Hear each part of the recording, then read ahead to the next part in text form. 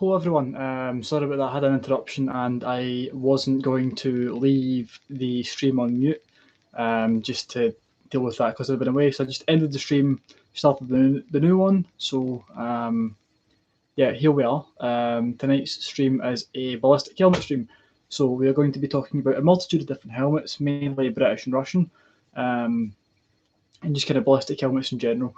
And the one in the screen, the one in the thumbnail, is a very, very special helmet, which is the Revision Battleskin. And I have the whole up armour set for it, which is the ballistic mandible and the visor, both of which are very, very high quality. They both fetch a very high price in the UK currently. I got mine about a year back, and top-notch helmet, they're fucking great. I'll always shill Revision for products and shit. As said, we are going to mainly talk about ballistic helmets. This can be from any country you like. We're going to keep it on topic of ballistic helmets. Maybe delve into gas masks because I do have one special thing to show you. Bed is covered in helmets right now, just so I have easy access to them. I'm not going around and grabbing them. Don't think anybody's been notified we've got Derek on, kind of as per. So fucking if we can get more people on. Viewers, hi, whoever the second one is. So yeah, I'm just going to start by going in order of British adopted helmets. So Mark 6A with the Riot or EOD visor mounts. Developed kind of 2004 as an urgent operational requirement because the British Army in Afghanistan and Iraq realised, mainly Iraq, Mark 6s, because of the ballistic nylon, weren't stopping anything, because the Mark 6 was developed as a bump blast, or just a bump and a blast helmet really, bump blast fragmentation because of the IRA.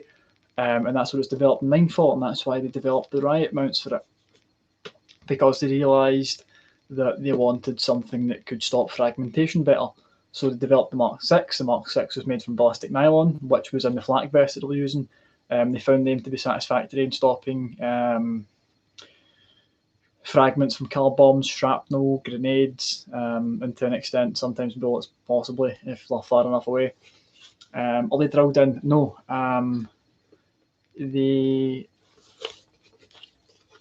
You basically have a little kit and you stick them in yourself. It's a self-upgrade kit or a self-conversion kit.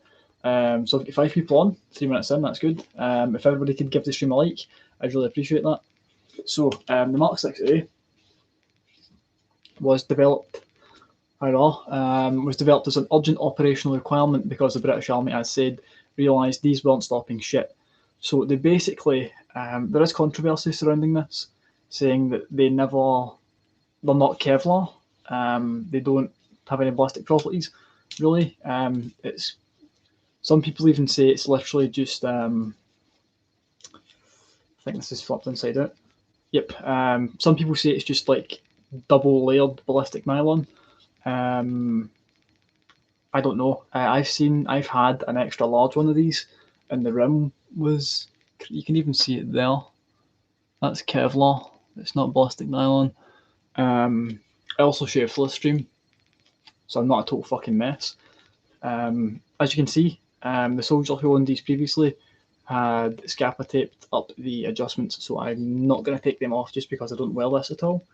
So I'll pop the webcam up so you can see the helmet a little bit more.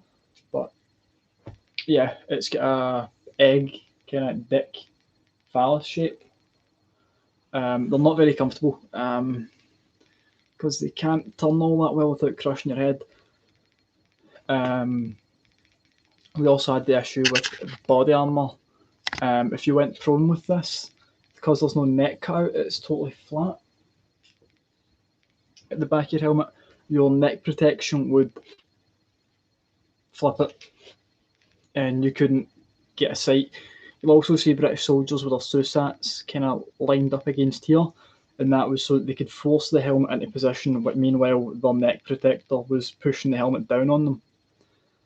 So yeah, overall not exactly the best helmets. They're good sometimes, but people, the Mark 6 has a very bad reputation for not being able to stop anything. You need to think about it like this. It was never developed to stop bullets. It was never ever intended for that. It was intended to stop shrapnel and just blast. This, however, was slightly developed to stop, but I don't know the ballistic integrity of these. No one's tested a 6A. The inside's vastly different, slightly. They added in a crown pad, which is quite comfortable. You can also get an upgrade kit where it adds in foam at the sides, foam under your nylon, your polystyrene liner. Yes, the Mark 6s do use polystyrene liners. Turn the ring light on. Yeah, so polystyrene. I do have an MTP cover for this. It's just I don't use it because I do like the black.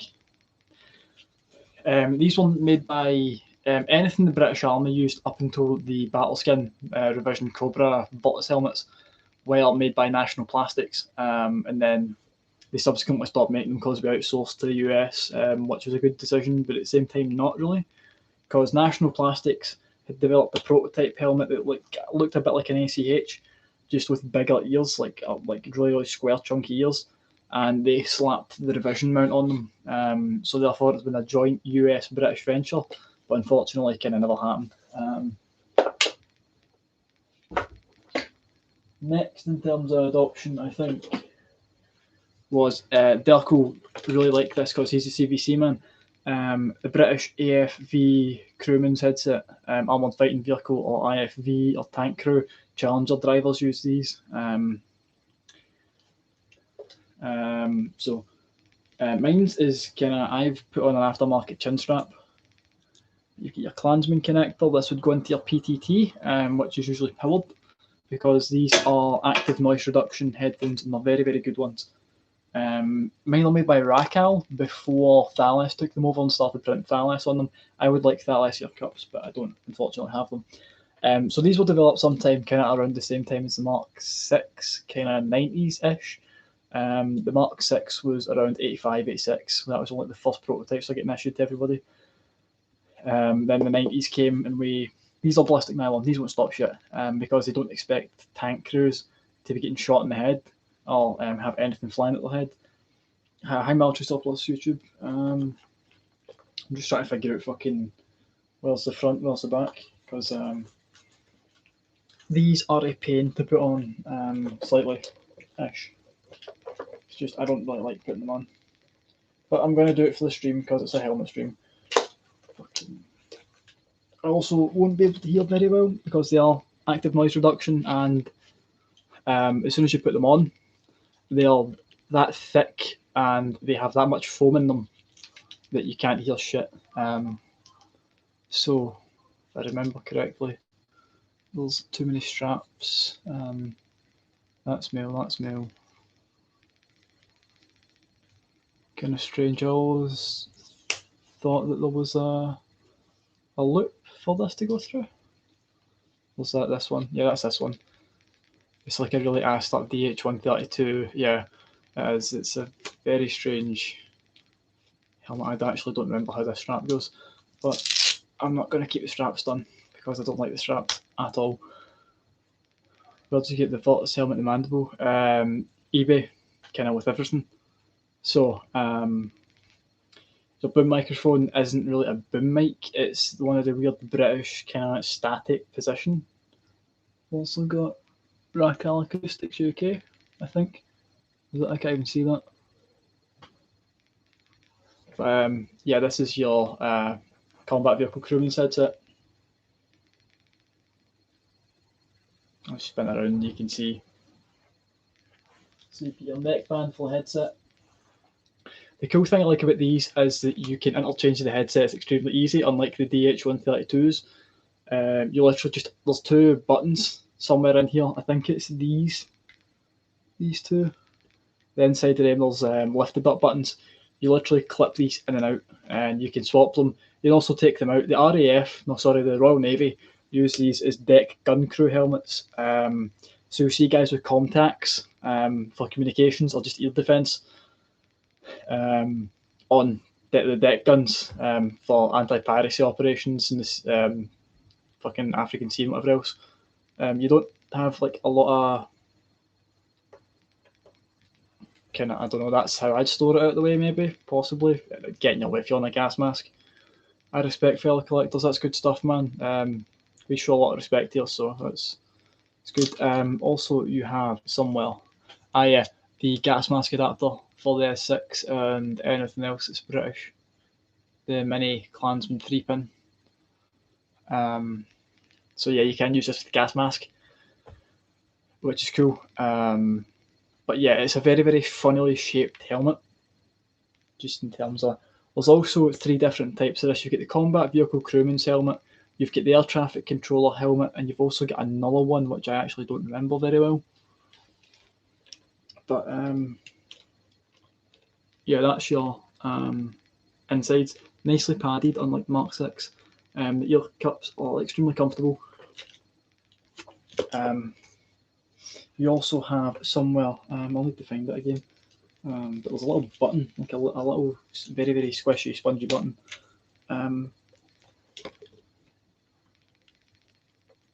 This one. If you're in the tank and you don't, I don't think British tanks will have intercom systems, but if you need to talk to the guy who's right next to you and you don't want to get an intercom, tap him, get me press that, and you can talk through the speakers on each side of the headsets. I'll turn the ring light on again. Just, it is good to have a webcam with a ring light. So yeah, you can kind of see that that's kind of just held in. It's not permanently attached. So yeah, that's the British Combat Vehicle Crewman's helmet. There's a few names for them. It's mainly military designations like Helmet Combat Vehicle Crewman 1986. Well, weird designations. Right, next helmet up. Come on. Is the Mark 7. Mine's is scrimmed, which is great. This replaced the Mark 6A in British Army service as another an urgent operational requirement, a UOR, because then they realised the Mark 6A had issues with body armour, it had issues with weapon sighting systems where you're prone, and you know the issue of the fucking helmet tipping over the front of your face. I don't know why mine's is. Oh yeah, that's right. I had that in the mannequin. So mine's is differently adjusted. So yeah, this is an overall better helmet. It's got a much nicer shape. There's steps. I'll grab my other one and we can have a look at it. In terms of the shape.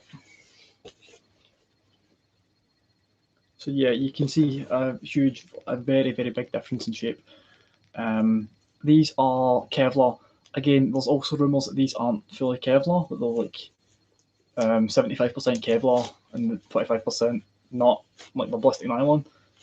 I don't know if there's any validity to that. But here is your custard cream helmet. They're very, very futuristically shaped helmets. I love these. National Plastics, as said, made these. They also made helmets for the SAS, which were the CT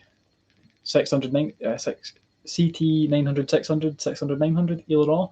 And the CTT, which is the counter-terrorism tactical helmet.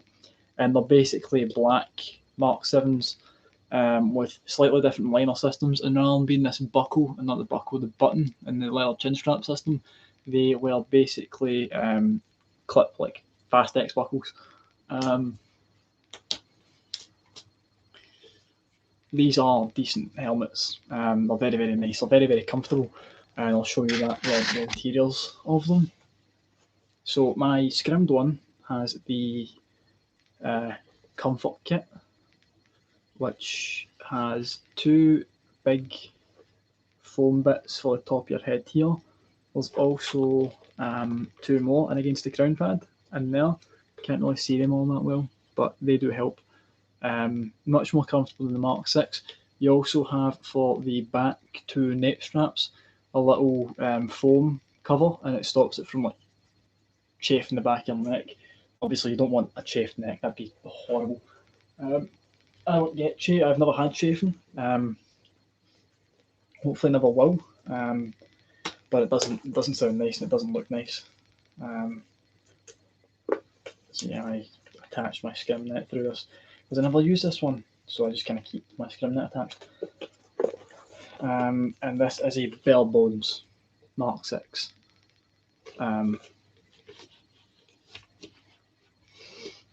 very nice. Well, they have a ridiculous shape. They're very, very high on the head. As you can kind of see, mine fits me perfectly. Mine comes to my eyebrows here. But yeah, just the shape is very high. And it's very, very phallus-like. The British have got a thing for phallic-shaped helmets, kind of like the Germans in the M56 series.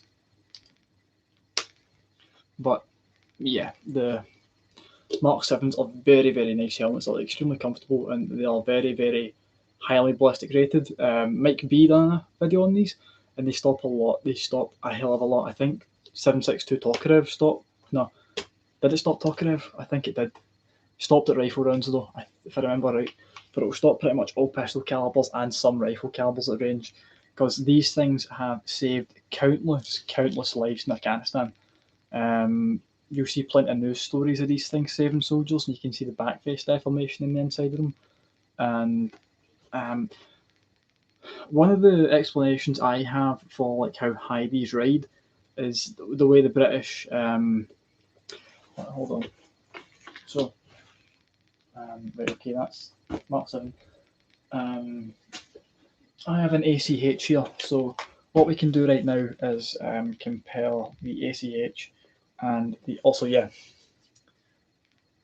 large ACH shell made by Gentex fits a small Mark 6 cover. Yeah, strange. That's also when they were first introducing the Mark 7, we were still using DPM. We didn't phase out MTP all that well. So you'll see a lot of soldiers where they've got DPM helmet covers on Mark 6s during GSR trials. So you'll see the difference in terms of how these things sit on your head. Brett, if you're on ACH time, buddy, and Dirk, if you're still on VC with them, tell them that the ACH is going on. I think mine just twisted the fuck, don't really care. But yeah, you can see the vast difference. I left, that's kind of shit. You can see the vast difference in how high these sit, and it's mainly because of the suspension systems that the Americans decided to use. Because the Americans like their pad system, which I do get. But what my issue with it is it does force concussion so that you don't get too many head injuries. So yeah, there are pros and cons to each.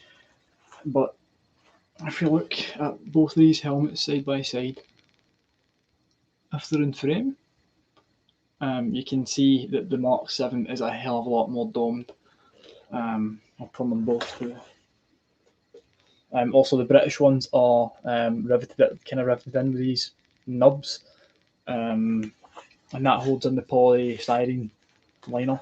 Are you currently serving? I just have a really, really good collection.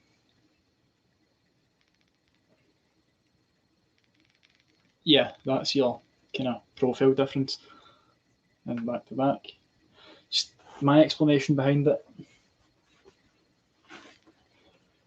is that because the British helmets use the liner system they do, it just pushes it a lot more off your head, and they need room to add in this, so they need to make them more domed. And I said this in my previous stream, I think, where I was about to talk about the revision helmet and why it's so sloped, or not sloped, domed. And it's mainly because I think the British go by the principle of the more curvature, the more likely it is to deflect an incoming bullet or shrapnel, which is totally fair, but it's why all British helmets have got this fucking very, very strange dome shape. Meanwhile, the Americans have got extremely low profile helmets, and it's also more likely. The reason why we scrim them, because it takes away from the profile. These don't look like the same helmet at all because of the scrim. This one actually looks low profile because of the scrim. despite them being the exact same size and the exact same model of helmet. So yeah, but Scrim's really fucking cool. Like, Scrim is like just really nice. Put this on the floor. So yeah, I've talked about the CVC helmet, the Mark 6A.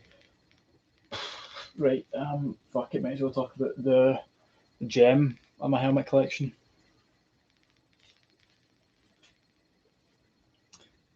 The revision battle skin Cobra P2, otherwise known as the Virtus helmet. One of the sexiest modern combat helmets that will ever exist. Yeah, hot. No denying that this thing's one of the sexiest combat helmets in the world. It's also one of the most well made because it's thermoplastic, unlike everything else. Also going to turn off that ring light because of the visor. And keep that on. That makes quality better, I think. But yeah. So you have, if you can hear me, voice transmission ain't too good. You have fully enclosed, vented, which just allows a little air gap in between, and then you have fully open, which would mainly be for like sighting with weapons and stuff. Oh god, weapons and stuff, Jesus. Weapon sighting systems, so I don't utter his name. Yeah, extremely cool. It does add a lot of weight. You need a counterweight when you're using this, so you can balance the amount of. This again is thermoplastic and it's extremely lightweight. And this is a cool thing. It's that quick, very quick. One-handed as well, so if you shells start flying, very quick.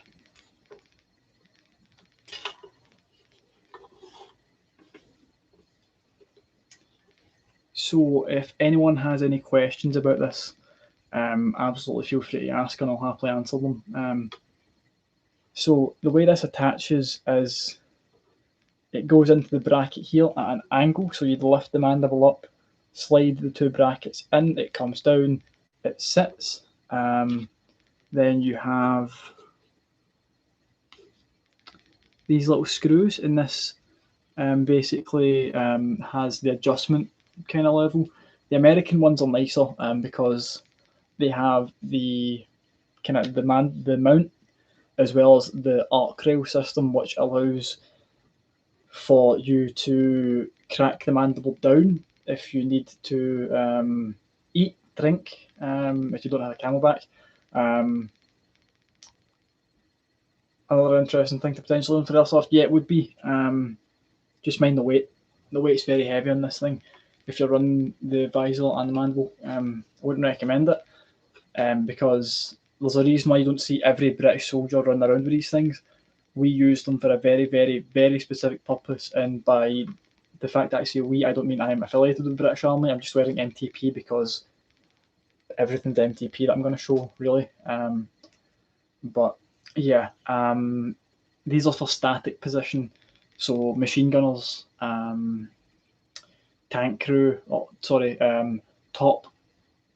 top cover gunners will use these, so in case any airburst or anything hits the vehicle and shrapnel's up their jaw or their mandible area and their face are totally protected, as well as the head.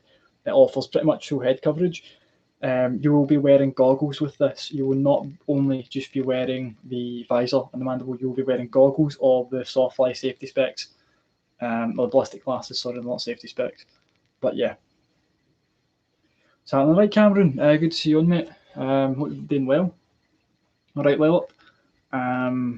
So yeah, as I was saying, this attaches by, going into there.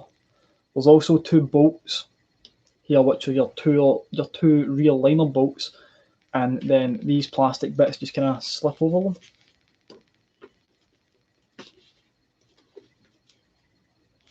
So yeah, just kind of surprised there's no Scott on it. Scott.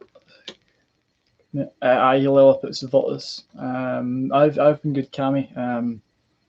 So yeah, you'll see my setup has the night vision bungees,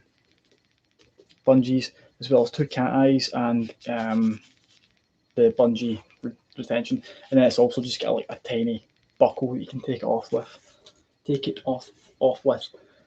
And as I said,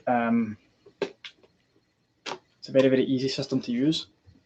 It's very aesthetic. And what we'll do is we'll get on to talking about something else if you'd like. I'm just gonna take this off. I'm going to talk about how I stole my Virtus helmet, because to me there are very specific ways that you should store a Virtus helmet that weapons and stuff doesn't take into consideration because he's a fucking dumbass. And will eventually damage his. You can wear it like this. I just wouldn't advise you doing it.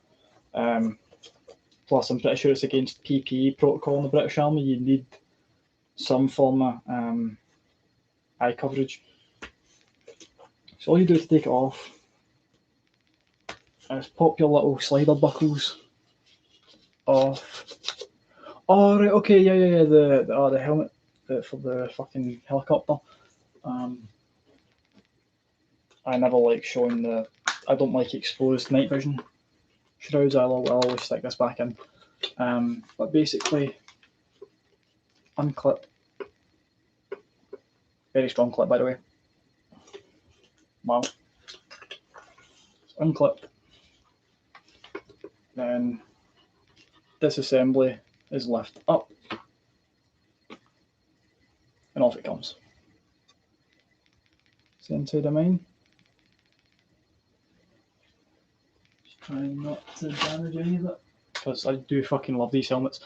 And then obviously you just have the standard helmet configuration for infantry, which is totally fine. Thermoplastic helmet stops a lot of shit. Great, very light, extremely lightweight. Can wear this for hours on end without any discomfort. Yeah, I noticed this in the last stream that I did. The buckle came undone, which is kind of crap. All the buckles are still undone. So let's talk about storage methods. Never ever store these brim down, shell up, brim up, because this retention system is very delicate. They break easily. So if you keep them stored like flat, this gets pushed in, and what it does is there are what revision called dog legs in there, and it's these. They can be very easily damaged because they're plastic. And there's issue with soldiers dropping these and they break and shit. So yeah, don't store them flat. Don't store them like this if you ever get one or you have one. Store them upside down. It even says that in the manual. Store them upside down. Meanwhile, you've got weapons and stuff who has about 8 other fucking helmets stacked on top of this thing with it down. He's going to break a 300, 250 quid helmet. So good on him. He's a fucking dumbass. Store them correctly, learn proper storage procedures, and your kit will last for years. Not a good collector if you can't store your shit properly. So now let's get on to how I store my helmet systems. Oh well, my Virtus helmet, because it's like the pride and joy. This is a TMC multicam helmet hut. It is a rip-off from the First Spear helmet hut, because why pay $220 for a bag when you can pay 60 quid or 50 for a bag? 40? Came to 55 per post, just like all in. It's extremely high quality. Why pay 220 when you can pay fucking more than like half or less than half, sorry, and you get the exact same thing basically. So you have full Velcro for attaching morale patches and shit. You've got your system for retention in the helmet. Then you've got 2 side storage areas where I keep all my ancils. So what I keep in my helmet hut is my night vision monocular, my night vision mount. And what I'll do is I'll keep this out and I'll show you my night vision shit. Because if I'm going to have this out as well. Then I have an IR torch. That's the thing, the webcams can pick up on IR. The human eye can't see that really. We see it's a red light. The camera picks up on it as actual light, which is very cool. I'll more than likely do a video on night vision if I can. It's just very hard filming through a monocular, just as it's hard. So yeah, that's the entire camouflaged one. My other one, which is mesh, has my Horizon laminate pouch and counterweight. My British Army issued Virtus counterweight, which holds 3 steel plates. Very small, but they do weigh a fair bit in order to offset the weight of night vision, or the weight of the mandible system, or just anything other that you will be mounting to your helmet. They are okay. I do like them. I don't have gripes with them. This system, I'll show you how this works in a little second. Then I have the ballistic nape protector. What this does is attaches in, and then it sits against your nape, back of your neck. So if a blast goes off behind the helmet, the Kevlar catches it. Then I have my CBRN chin strap extender. So this is basically went from me showing you how I store it to me talking about other shit. I will get sidetracked, and I know I'll get sidetracked, but we're going to show you how everything works. So, right, okay, so on the back of the Virtus helmet, you get a little tab. Pull that tab out, and it exposes a D-ring. You can use a D-ring for carrying, which is what you're supposed to do. It's the manufacturer's recommended method. What soldiers will do is they will simply and very easily clip their helmet to their gear. Issue with that is, as said, very, very fragile retention system. They're pulling that, and if it gets snagged and they pull it down, you can possibly snap the plastic. So wouldn't be me. I would do what the manufacturer tells me to do and use a D-ring. So what you do with your night vision mount, your night vision counterweight system, is you basically pop the little T-ring or T-bar through that, slap it in your helmet, and then it's secure if it ever falls off. So yeah, it's a very, very smart helmet system. Meanwhile, the soldier system ain't all that good. To an extent. And I won't shit on Virtus totally. Okay, now getting into controversial territory here. These are always an MTP. I'm extremely lucky to have a black one. The black ones I've owned, not even the police have these because the police don't issue the GSR or the FRR. But the Thai army have either adopted this or they were trialling them and they had black ones. There is a video of it floating on YouTube. I can't find it for the life of me, but they have these. And it's a black GSR bag. I seen this on eBay with a GSR, and I knew there was just a gut instinct like, you need that, fucking get the thing. So I got it. It's no different from a GSR bag. Unfortunately, it doesn't have an NSN, or I would look up. So we have a size 3 GSR. I'm a size 2, but it still fits me comfortably. To an extent. So,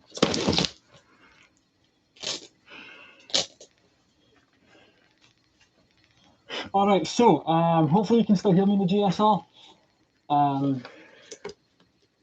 If I put the helmet on, sits very nicely, sits the kit. I just can't use chin strap, which is why there's the inch chin strap extender. It's just about an inch long. Make as many innuendos as you like, and then it goes on perfectly fine, and it means that you can do your helmet. It's slightly secure. If I actually tighten this down properly, it doesn't move all that much. So yeah, it means that there's no unnecessary adjustment with So with the Mark 7, what a lot of soldiers used to do was, it's somewhere, this ring, they'd take grenade pins, used grenade pins or D-rings, and attach it so that it would create another ring, which is about less than an inch. So they could loop the chin strap through that and then use that as a CBRN chin strap extender. Very smart, ingenious. I'll give it to British squaddies. They know what they're doing when it comes to field mods. But yeah, modern helmet system. So why should you be using ancient methods of wearing your helmet and your protective mask together? You shouldn't. So yeah, it's a very, very smart system. Despite how much controversy the Voltus system has caused the British Army. So now what I'll do is I'll fuck around with the night vision.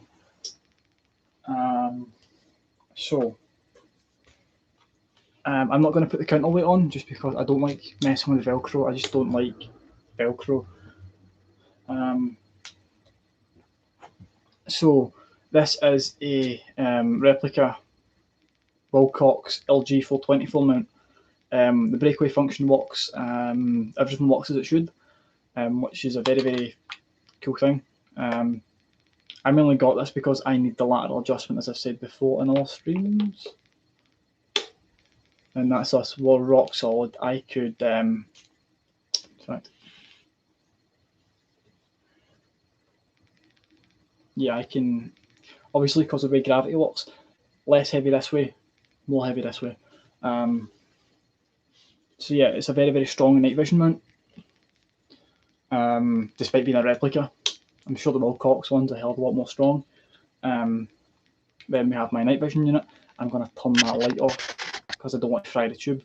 This has again, a replica Wilcox J-arm adapter. So what I can then do is use a dovetail.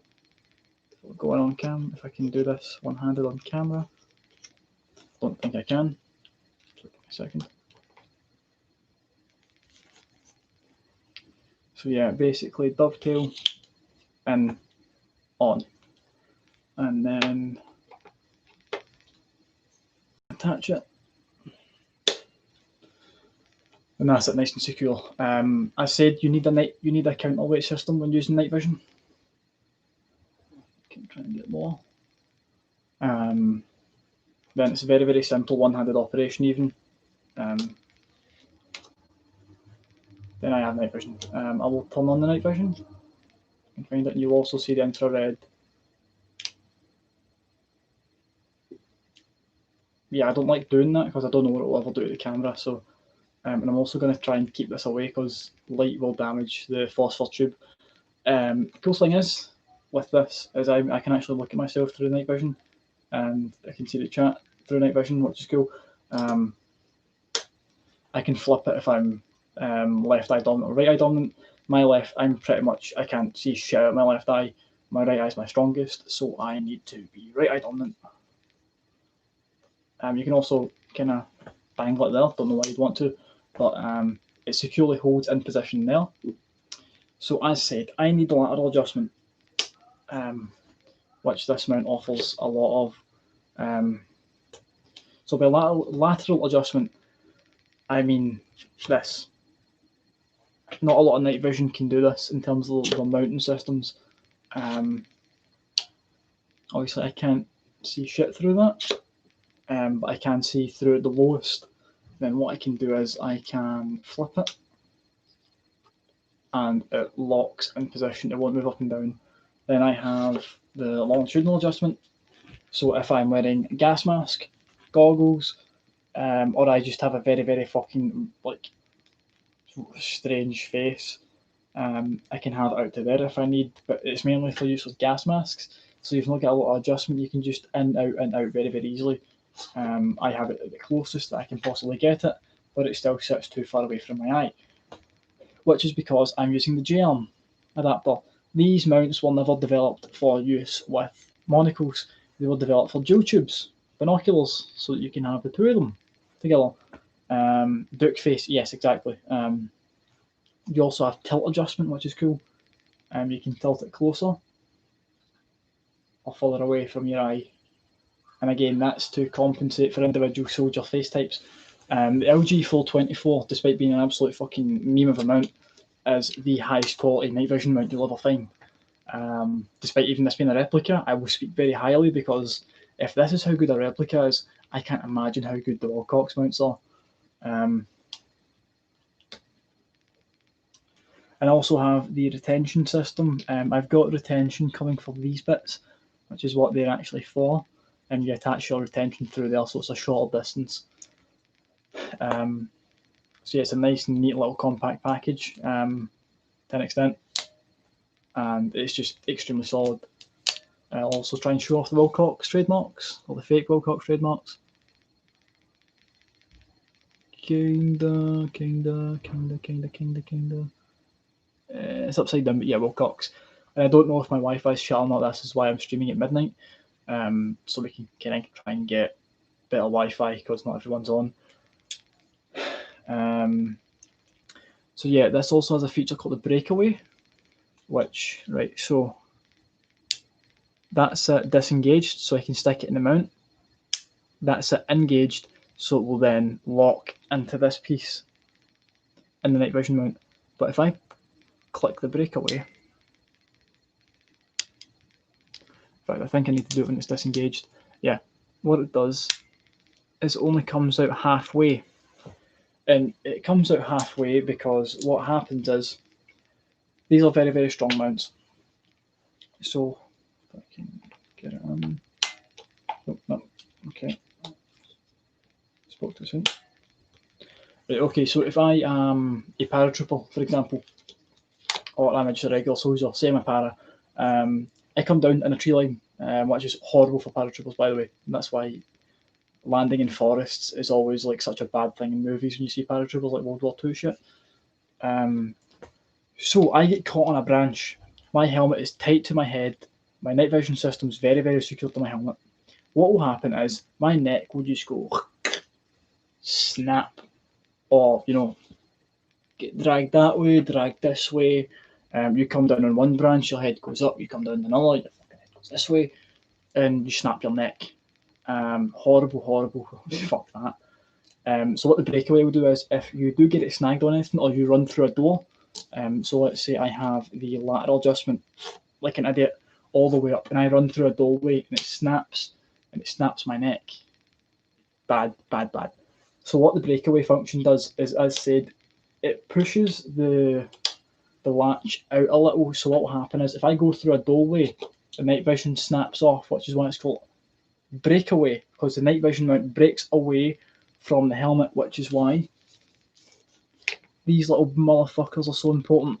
Because what will happen is, if this comes off, it's still attached to your helmet, and you're not breaking $43,000 night vision goggles.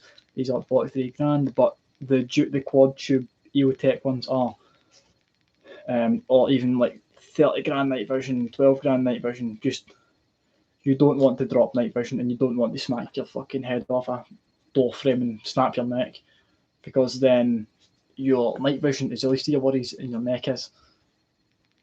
So yeah, hopefully that's kind of explained why. Just kind of explain stuff in general, because as other people, how much were these? These were like 300. They're Gen 1 plus. They're good for being Gen 1. Gen 3 is what all the militaries use, which is like the pure super cool tactical shit you see in armor, you can see for like a good distance. But you do slightly need the IR illumination, which is why I have the IR torch. I'm not going to shine that in the camera, but yeah, IR torch. Oh yeah, I might as well show this. Where's my doodad? There it is. So, because this is a very, very strong infrared torch, wrong thing, that's a 19650 battery case. What I do is, I have a little mount. Don't think I can spin that around with it actually attached to the mount. So give me a second here. I'll show you what I do. So basically, I just kind of screw this on. That's why there's a little metal threaded nub thing. This is actually for my IR torch, which again makes the night vision heavier. It makes them weigh around the same as dual tubes. So let's say it there. Right, flip that around. So yeah, basically I'll have this funky Terminator looking head ass set up. And all you'll see at night is just the red. You also see my face light up, that's because of the IR flashback.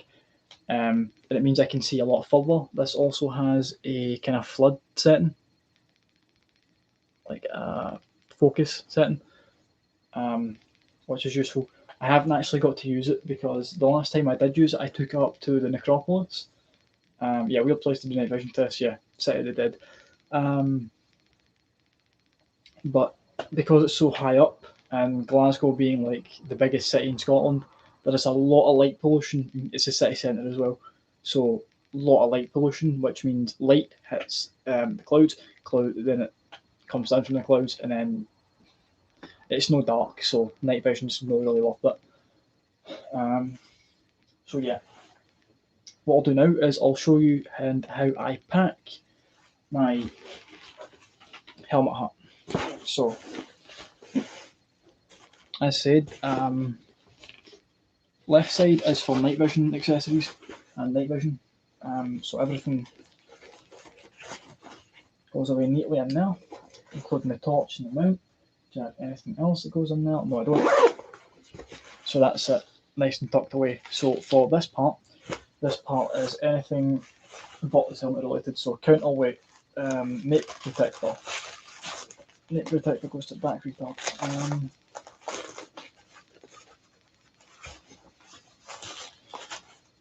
CBRN chin strap also goes in there. If I can get in. Some soldiers will also keep that attached to the foliage loops and the Ballistic helmet, so the elastic straps. Which again, very, very smart, I like that.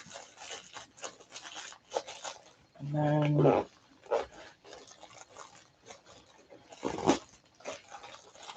I really should have a better way of doing this. Maybe this CD can go in here because there's not a lot of shit in the night vision pouch. Sorted, there we go. Easy peasy. Anything else I'm missing? Right, so empty. Now what I'll do is, in fact, would it be even a bit? Nah, because my desk's a fucking mess. That'd be embarrassing. It's not as bad as weapons and stuff though, brother.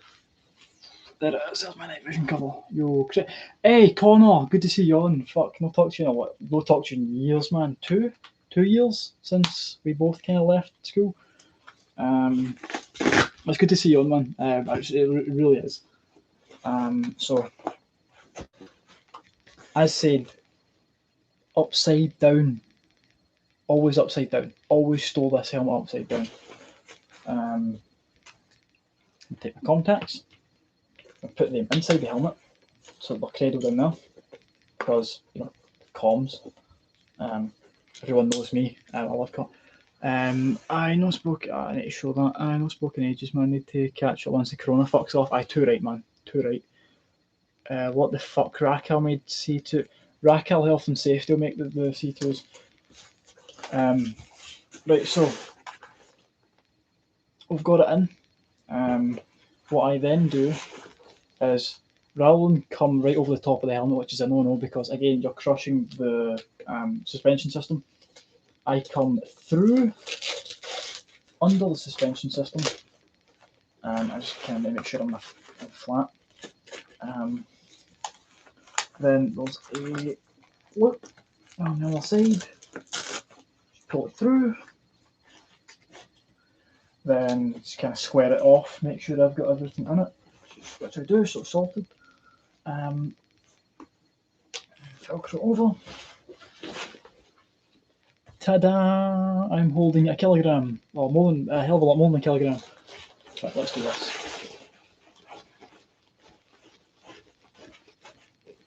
Secure. So as you can see, mine comes under the retention and then over the night vision mount. So yeah, that's how I store my Ballistic helmet. You don't need to, just store it so that it faces up the way and the shell faces down and the liner faces up the way.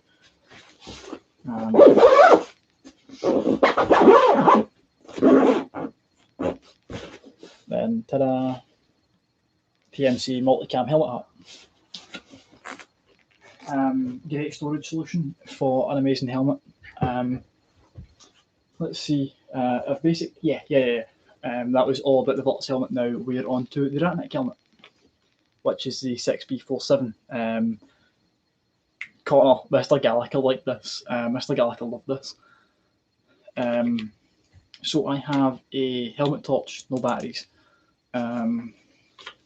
So yeah, the Russian helmet. So Big Shug, the big man.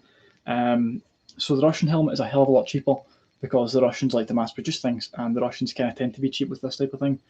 But it also means the Russians haven't wasted millions of taxpayers' money on a very, very advanced helmet when this thing is, again, despite being Kevlar, is still one of the lightest combat helmets around. It weighs about 1 kilo. It's also based off the American ACH, so they are the same shape, kinda. The Russian one is just a little bit nicer, I think. But yeah, they're basically the fucking same thing. Despite the Americans having the liner system, or the pad liner. And am I going to put that on anything bad? No.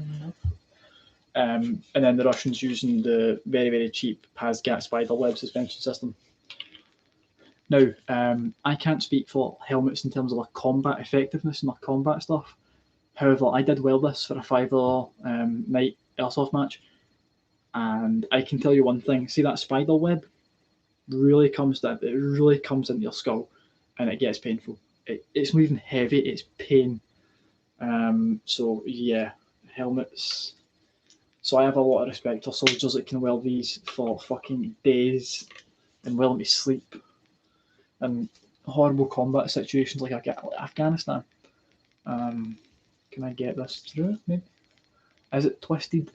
The issue with these is they always fucking twist. I hate it. Yeah, it was twisted as per usual. Yeah, these are beautiful helmets. I love the 6B47, the 6B71M, the 6B27, the 6B26. Now just like a PTR on fat. Yeah, the Russian conscript. That's not Corona, by the way. But I thought, hopefully. Yeah, it is.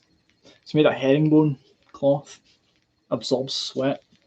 This has a lot of movement because of the spider web suspension system, which is okay, because if you get shot, then the helmet kind of moves and it doesn't take you with it. Doing balaclava.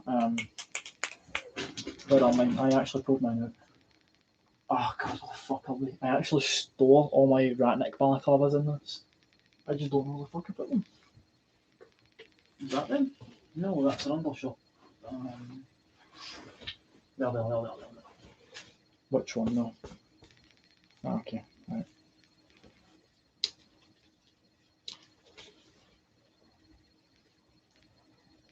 So yeah, this is the VKBO Ratnik kind of system balaclava.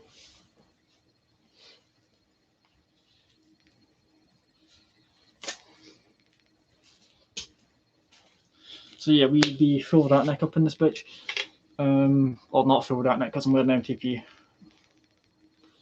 But yeah, basically, this has a built-in night vision shroud, so it's a lot more like the Virtus helmet in terms of the fact that it's got a night vision shroud. Then if you don't want it to show because of the shine, you can then hide it. You also have side rails, half Ratnik, half Squaddy exactly.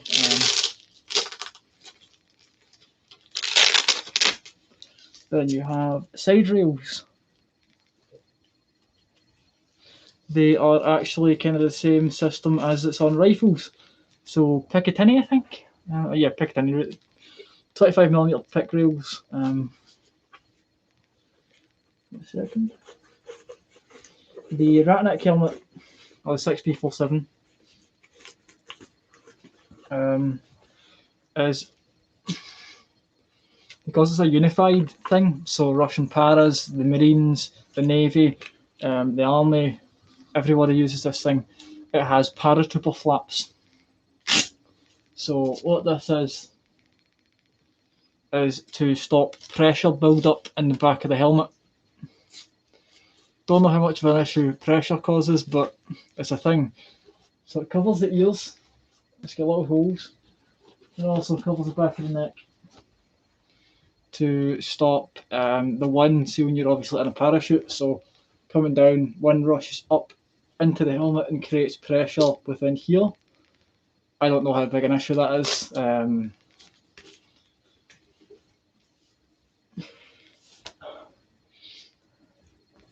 But yeah, the Russians always, the last two helmets, or three, the VDV specific helmets have inbuilt ear flaps. But yeah, this is also the Ratnik helmet torch, the LPM Luch FES 6E2, if I remember correctly. Yeah, FES 6E2. There is the white lamp, a green lamp, a red lamp, and a blue lamp. And then it's just a little. It's literally a rip-off Surefire helmet torch. So yeah, the Russians do like to rip off what the Americans do, and it's also got the Surefire style mounts. So yeah, that's us kind of went through. Isn't the newest one the 6B71M? Right. The 6B71M is the predecessor to this thing.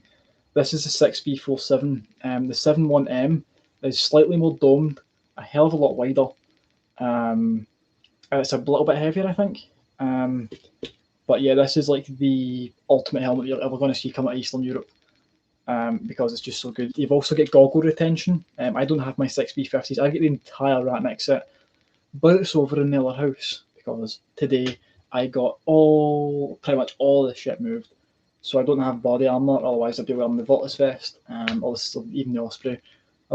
Tonight's stream was going to be body armor, but get rid of all the body armor. So helmet stream. And now that I've ran through all of my helmets, the way I stole my Voltus helmet, let's fuck around with the radios. If you didn't catch last night's radio stream, I'd suggest you go back and watch it if you're interested in radios. Connor, if you've ever been up near the Queen Elizabeth University Hospital, do you recognise that name at all? Thales are based up near them. They don't make the radio shit up there. They make cameras for tanks, helicopters, and armoured vehicles. The long range infrared cameras and shit. But I got this charged finally, so we can turn it on. What I'm going to do is I'm going to attach it in against my throat in there. And I'm going to put it on high. Don't Thales. Yeah, it's the massive new hospital that cost us a lot of money and then it fucked up the one with the helicopter pad. Don't Thales make the Aussie styles? Yes, they do the Aus style, the Thales EF88. They also make pretty much all of Australia's armoured vehicles, the Thales Bushmaster. They just make a lot of shit for the Aussies. So, Harris and Thales are the two biggest comms giants, military-wise. So if I turn this on, sound comes out of there rather than out of the radio. I think it's that on lower high. I can't tell. What we'll do is, I'm not bothered about copyright and shit. So I'm going to listen to the radio, FM radio with this, if I remember how.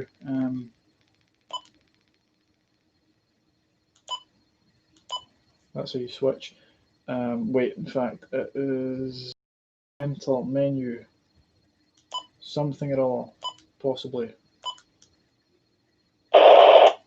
Yeah, it's fucking, if I turn that down, and it's got like the really, really cool military, like, static, controls. Yeah, so top one's high, low one's low. I just need to figure out how the fuck to. Gonna be here a wee while, gents. So, kind of talk amongst yourselves. I don't remember how to get on the radio.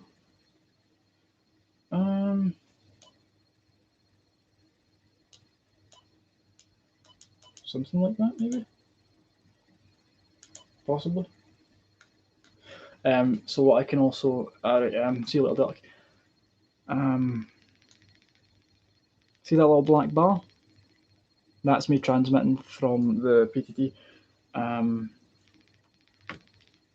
If I turn the little bow thing they get on, sorry, I shouldn't use that word. That's a no word. Fuck you. Shut the fuck up. 47610 47061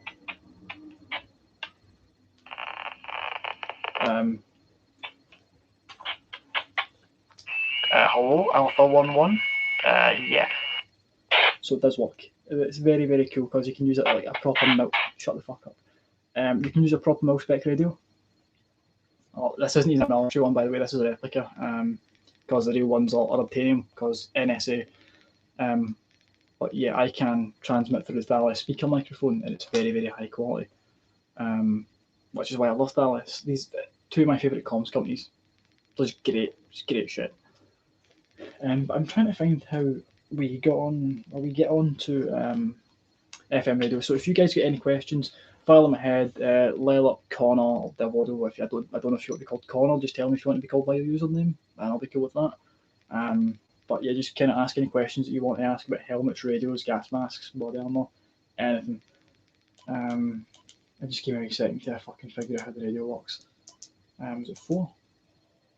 It's 4. Okay, so whatever. Okay. Yeah. FM radio. I can probably listen to Capital and all Capital, Radio 1, Radio 2, Radio 3, Radio 4, Radio and Gale.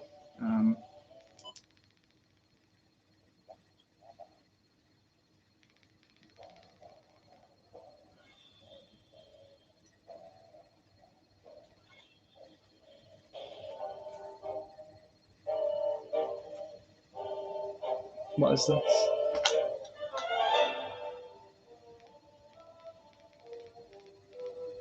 And then if I PTT, it stops and it transmits on whatever I was on last. So yeah, I fucking love military radios, as a lot of you know. Is that thing new or quite a bit of old tech? These are very, very new. But you'll get me talking for a good while here, so if you're interested, I know you kind of like this stuff when I talk about it. So the Harris PRC 152 was kind of developed 2010ish or before then, and the US military. This is a Chinese replica, very, very high quality. It's fucking solid. You could kill. See if I take the battery, even with the battery on, I can brick someone in the dome with this because it's solid aluminium. And the battery itself is even quite heavy. Gotta get this one right. But yeah, as I was saying, these are developed by the US military for special forces guys and the regular army. I do as well. I have a few people in mind. But yeah, these are called MBITRs, MBITR, multi-band intra-team radio. So basically, it locks on. If I know it will be hard because it's hard for me to remember back during physics. But remember when we were doing radio stuff, like radio waves, UHF and VHF, very high frequency, ultra high frequency. This does both. And I actually done a drawing last night for the radio stream. And you'll recognise this. You'll recognise the fact that Shug put this up on the board. Yeah, my handwriting is terrible. But yeah, the kind of like the peak kind of trough for VHF is very wide, and for very high frequency because ultra high frequency because they're so energetic, it's very, very small, very, very short, a lot of power. So you can use this for long range and short range very easily. Sort of recognise it. You don't even need to because fucking physics. We're not really going to use it technically. I sometimes use it at work. But yeah, basically, these are very, very high tech in the fact that, see this component, this is dummy, as said, because it's a replica. But on the real ones, this is a GPS antenna, like the Garmin tells you where you are in the world, and it gives you mapping tech. And also this side piece here, What you can do with that is you can have this, say, round the side here. This is where you kind of should have a radio on your vest, or if you're not right hand, or somewhere around here, so it's easy to get to, even with a pouch. I'm expecting a pouch that allows the radio to drop down, then I can key in whatever numbers I need. But anyway, getting on. So yeah, this piece, it allows me to have the radio anywhere I like. Then I can run what is basically like a miniature tablet, like a very like a 3-inch by 5-inch tablet or something like that, to the front of me. And I can control everything on here from my chest rather than from the radio itself. And they're called KDUs, keyboard display unit. But you can also, because this is why they're illegal, and this is why the army never release them. If these get damaged beyond repair, they can't send them back to the manufacturer to fix them. They incinerate them, burn them until there's nothing left. They melt them into slag. They destroy the circuit boards. You can find real shells, but you can't get the circuitry for them. These can connect to the US satellite network, i.e., all the pure secret spy satellites that they've got in their communication satellites and stuff for information. It basically means a soldier on the ground can send a signal to a satellite, and then the satellite signal can go back to America. So a guy in Afghanistan, it wouldn't work like this, but to an extent, a guy in Afghanistan can talk to another guy in another country without needing a massive antenna or a lot of power. But mainly, they connect to the satellite systems for data transmission. So basically, you can also attach a camera into this. There's a special adapter, and you can get it for a lot of, well, the military can get them for a lot of different cameras. And basically, you can take a picture of a bunch of hadjis, a bunch of jarheads, not jarheads, jam jarheads, sand people, sand monkeys, whatever you want to call them.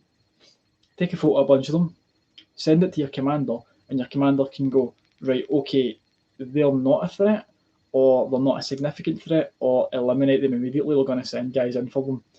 And you can also take photos of buildings and then say, okay, best entrance, just shit like that.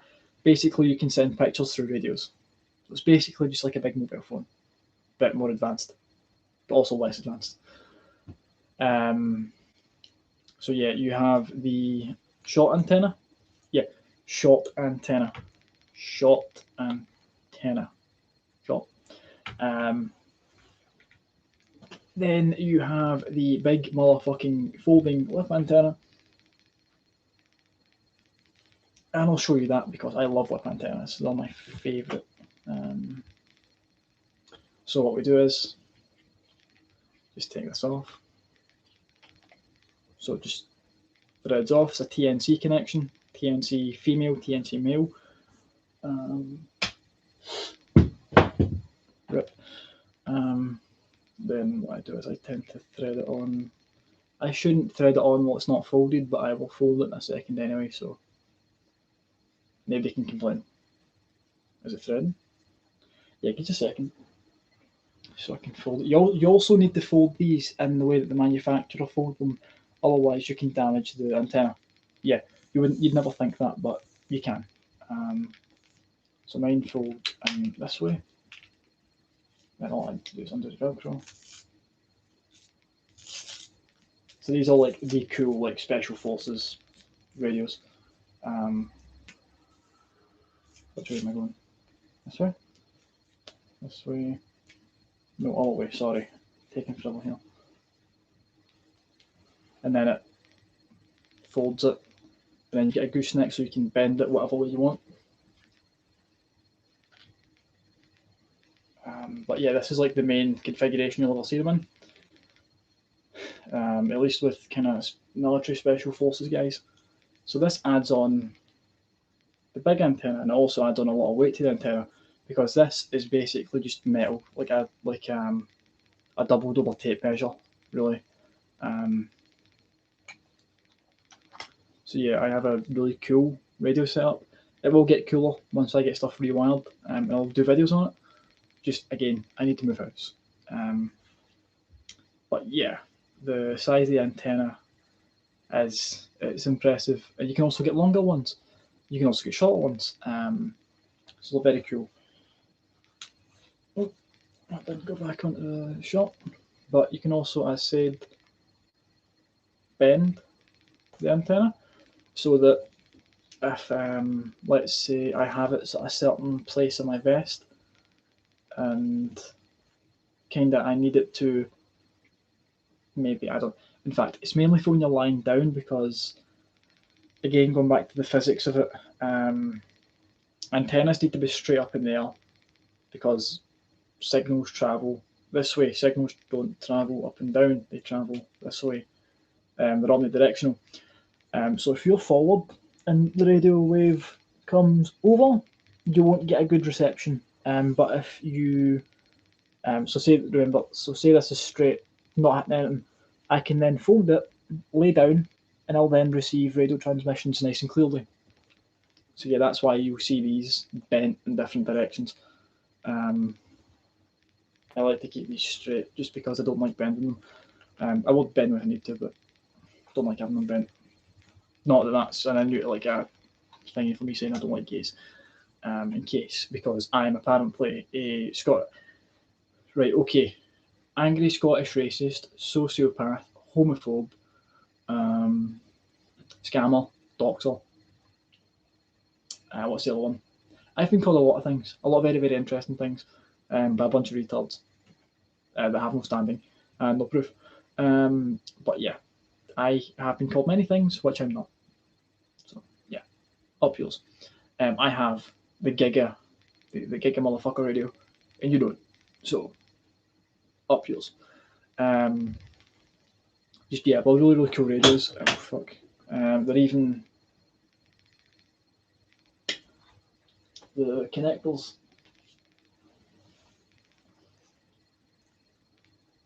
A mouse spec.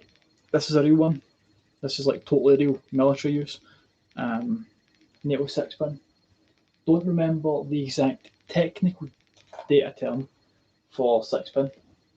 Something like U2239 or U-2239. I could probably remember it. I'm thread this so I can show you easy and I don't knock the webcam. Here we go. You've also got your encryption set. Fuck off. You've also got your encryption settings in there, as well as your volume. They're just extremely, extremely, extremely cool radios. Now where did I put my antenna? The small one.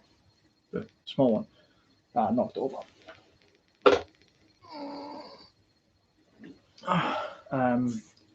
So yeah, we're coming up for the. I'm going to stream for an hour and a half, so kind of 18 minutes left. Anyone's got any questions, fire them off. Because I kind of don't like rambling. I always like to kind of have someone keep me on topic, but have someone put me onto a topic just so I don't come across as I'm just rambling and rambling and rambling. But I do like to give off information. I don't like to ramble sometimes. So we'll put the radio away. Hopefully it won't fall off the desk because it'll make a big thud. Nice and safe. And if you unwhip these or undo them, try and hold them, otherwise you're going to take an eye out because they're very, very strong whips. Like that. So what I tend to do is I always keep the Velcro up here. Can you use a ground spike antenna with 152? Yes. You can also use SATCOM. They're basically, you know what the SATCOM antennas look like? It's the big spider web looking things that they've got on tripods or mounts. So yeah, you can use ground spike antennas. Ground spike antennas aren't really a thing anymore, just because the digitalization of radios to an extent. So rather than using a ground spike antenna, which is basically it goes into the ground using a spike, and it's a huge, massive antenna that the radio can't hold itself. So it's mounted into the grass, dirt, sand, mud, whatever the terrain might be, and a cable is then ran from the antenna to the radio itself because it's just too big, because they're like 12-foot masts. And then you have, obviously, the bigger the antenna, size does matter when it comes to radios. Sometimes, most of the time, in fact, because it matters if you've got a very small frequency, like small frequency range, small power, low power, but it does matter in terms of distance. The bigger the antenna, the more distance. The bigger the antenna, the better the transmission. The more power, the better the transmission. Also, the wider the antenna, the better. So, girth and length. If you want to make any sexual jokes on you go. But yeah, satellite antennas. They just use satellite antennas nowadays because it's easier to kit. I think they had to have like 3 guys in the British Army carry around the Klansman ground spike kits. So now you can just have a guy with one in his backpack and he takes it out, folds it, sticks it in the ground, connects it to his radio, and boom, he can communicate with satellites and call in airstrikes and call in JDAMs and all shit. That's the explanations out of context. Would you like me to explain anything? Like, tell me what you'd like me to explain, or do you like really just simplify it? Because I can like just go majorly simple if I need to be. Because even that's how I learn. I need things explained to me simple, and then I can build knowledge on that. I also shaped for the stream, so I don't know like shit. Because the last stream, no, take that explanation as that. Right, okay, yeah, take it out of context. Aye. But yeah, if you want to start radios, go with these. They're 20 quid. They're cheap as fuck, but they are good. And basically, the software that's in this is the exact same software that's in this. They're just programmed differently. You had a neckbeard last stream. I know it was terrible, really bad. But at least I never had the weapons and stuff pedotash with the 2 little vampire things that come in and get wet. They come in here and here, and they just get wet. It's so disgusting. Pedotashes, man. Oh, that's the worst pedotash I've seen. But yeah, back on topic. Bigger version of this little thing. And again, with this, to me, size does matter. Because more power, 10 watts versus 5 watts, and the fact I can use real military connectors, whereas I'm stuck with a little crappy Kenwood connector for this one and a shit little battery. What we'll do is we'll have a look at the batteries themselves and the unit themselves, just so you can see the fucking difference with these, because it's ridiculous.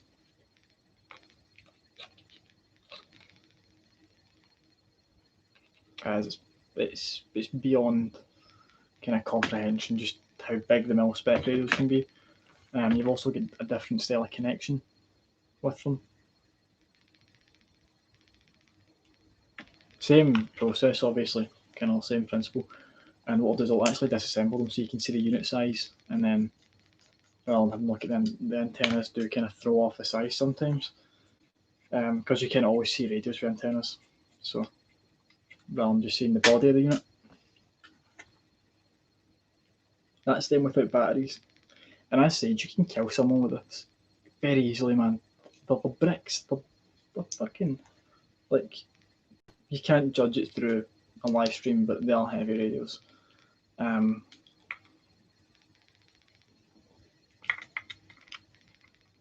So yeah, love this thing. This is my favourite. And because I'm into radios and shit, it's just wow. And the radio attachment system is very cool. So what we'll do is, in fact, nope, stuck. You need to get it in a certain way. So click something like that. Then with the little bow thing, it's literally like every other radio. Well, just clicks in. Very, very simple. Yeah, that's the antenna for this. I had a big whip antenna for the bow thing, but it's over in the other house. Once I move, I'll do a room tour, because I will have it really nicely set up in terms of my desk, my shelves, just everything really, because I will have the collection set up better. My room's also bigger, and just I'm really happy that I'm moving, just because bigger's always better, usually. And if you don't kind of conform to that, sorry if it doesn't if you don't conform to that. Once you should also just PC to my PC's shit, but it's good, but it's also shit. It's like a it's not even a mid tier. It's like low high tier. So I'm gonna maybe some point this year seriously just upgrade. This is my helmet stream. I'm talking about fucking GPS systems now. This is the Garmin Fortrex 401. These are used by special forces everywhere for military mapping. I need to learn how to use mine. But yeah, I thought I'd show that off. I'll be getting a new PC too. Good shit, man. Everybody's getting a new PC. Dirk's getting a new PC at Christmas. Hopefully, if he doesn't blow it. I'm just going to sit with the Mark 7 on for the rest of the stream because we've got 10 minutes left. But yeah, it's been a good stream. I've enjoyed it. Haven't had a lot of people on. I think it's because it's a Sunday. People in bed for work. If it's not the September weekend for where you are, so just a lot of people will be in bed because of school and shit, whatever else. But yeah, I've enjoyed the stream. If I can get it done. I always enjoy streaming anyway. But yeah, fucking if anybody's got anything they want to talk about or any comments they'd like to make, just go for it. Because the last 9 minutes, just kind of wind down, get calmer, so I don't ramble as much and I don't go on and on and on and on. I'll actually show you some cool things. I'm getting custom patches made. Like I said, my drawing and shit is terrible. That little thing there is supposed to be a recce tree, the Reconnaissance Battalion 3, Scottish flag, Scottish National Defence Forces, my call sign and channel name. I did originally have plans for a counterweight patch, but unfortunately the guy can't do them, so I'm going to order them off another company who do them embroidered rather than laser cut. So yeah, that would be nice when it happens. Same with the custom comms gear. So once I do move and everything's done, but again, you'll see about 10 live streams or some shit before you ever see a video from me, just because I need to get moved.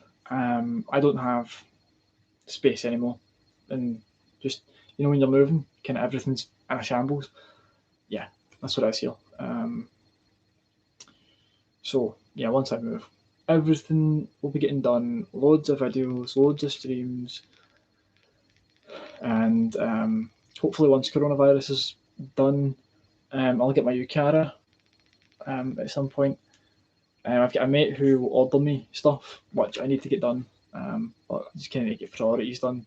Kind of PC and shit maybe. We'll see.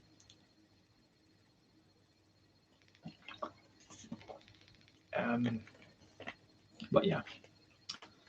In fact, Devoido, just call it Devoido just for the sake of it. I will do a PC accessories too, because as memey as it is, I have a lot of Razer stuff. My webcam's Razer, headphones are Razer, keyboard's Razer, mouse is Razer. I also have a Razer mouse mat and I have a Razer mouse bungee in the other house, and they do make some cool shit. Their stuff's nice. My keyboard, because I sometimes don't like the the RGB constantly going, I've just got the Russian flag with the white, blue, and the red. Because the keyboard set out it's like 2, 4, 6, and then however many. It just allows for a nice tricolour. I can even do Ireland, but I can't do Saltire because as a keyboard you can't exactly get a good X in the coloration. So Russian flag for heritage and shit. Basilisk V2, very, very cool mouse. And again, infrared. Yeah, it's interesting what is infrared. Devoid will remember this big shug with I think it's a TV remote. A TV remote sends infrared signals and you can see it through phone cameras if it's a certain type of iPhone. Yeah, Razer do make good headphones. That's my experience. The webcams are fucking great as well because if you like, it can go. That's the brightest it can go, and yeah, it's extremely fucking bright. If I turn the light off, it basically lights up the entire room and also blinds me. So we'll turn that off. But it is good for showing little details on stream. It also just kind of ups the video quality, kinda. And again, I'm seeing this 1080, 720p. You guys will probably be seeing it at like 480, 240 just because of how bad my Wi-Fi is. So the stream might have either stuttered, lagged, or the quality's shit. Or a combination of all three. But yeah, I'll still stream regardless because I can't really do anything about it. So yeah, and for I think this is my painted one. Me and my girlfriend painted this. I'll take it off and you can see it. I should have showed this off, but me and my girlfriend painted this just for the sake of painting it. I think it was originally, I sold my black one to a nonce. They dodge pedophile. Oh, right, okay. We camouflaged it and then we painted it green because we didn't like the camouflage pattern. So yeah, now it's just kind of like a generic army green colour. Kind of done it with acrylic, so it's kind of shit, kind of okay.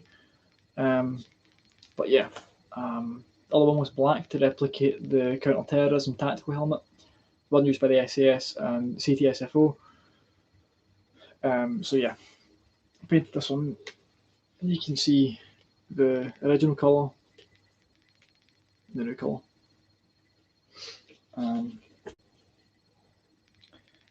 Just the Mark 7's a nice helmet. I really like the Mark 7.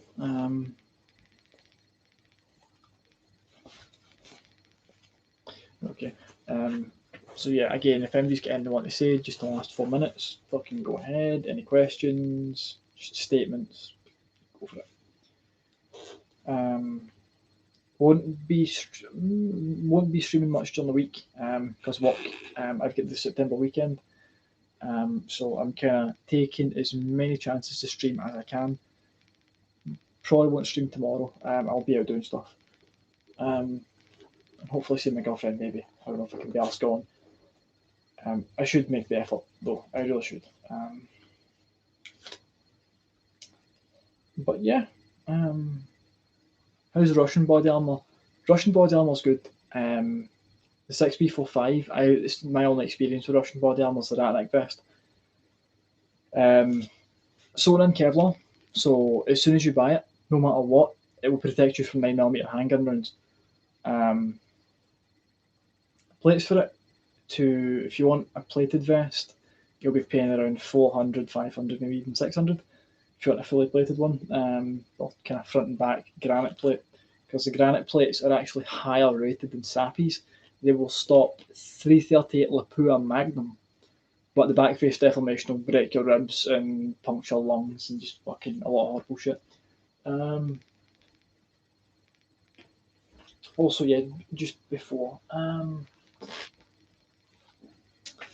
I said, I'm getting a special radio pouch, but the British Army were so ingenious in Afghanistan because what they've done is they took, if I can get the label, double stack L85A2 mags, or just L85, because this fits the PRC 152 perfectly. If I can get it on. It fits it phenomenally. You know, you can see the profile. Obviously, you wouldn't do this because you can't. Everything's in the way. So what they did was they cut it from here with scissors or just whatever, and then they attached bungees to here, molled it onto the vest. So obviously, when it's molled onto the vest, it's rock solid on the osprey. Bungeed through here, cut this off, flipped it, ran the bungees through your pull tab, and then basically what it would do is you'd have your bungees, they'd come over your controls and velcro down.